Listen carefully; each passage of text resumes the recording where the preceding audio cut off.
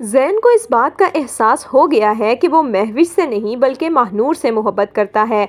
जैसे ही ज़ैन घर पहुंचता है तो बहुत तेज़ बारिश हो जाती है। महानूर के पोर्शन की लाइट ऑफ होने की वजह से महानूर जब बाहर आती है तो उसकी टक्कर ज़ैन से होती है।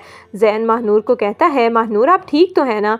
जिस पर महानूर कहती है, हाँ मैं ठीक हूँ। ज़ैन महानूर को देखता ही चला जाता है क्योंकि उसे अब अपने दिल की बात पर यकीन आने लगा है कि वाकई ही वो महानूर से मोहब्बत कर बैठा है।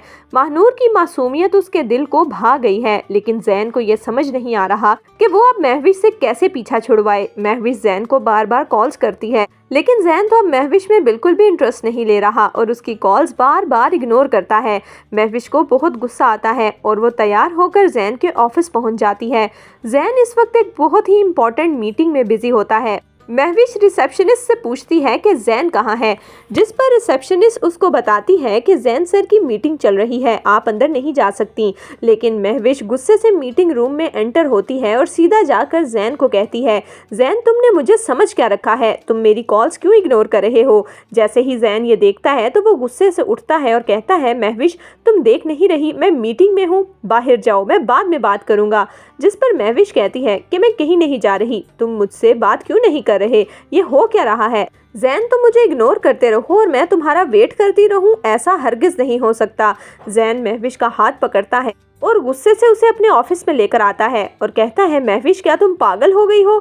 हम कोई यूनिवर्सिटी या कॉलेज के बच्चे नहीं हैं कि तुम मेरी मीटिंग खराब करने आ जाओ और मुझसे लड़ने लग जाओ कि मैंने तुम्हें जवाब क्यों नहीं दिया। मैं बिजी था, मैंने इसीलिए जवाब नहीं दिया।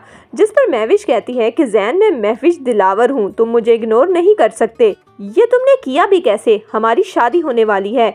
महविश ज़ैन को धक्का देती है, जिस पर ज़ैन को बहुत गुस्सा आता है और वो गुस्से से महविश को कहता है, महविश अपनी लिमिट्स क्रॉस मत करो, कहीं ऐसा ना हो कि मैं अपना फैसला तब्दील कर लूँ। तुमसे शादी मैं सिर्फ अपनी मॉम की वजह से कर रहा हूँ और अगर तुम्हारा यही बिहेवियर रहा तो मुझे कोई फैसला करना पड़ेगा।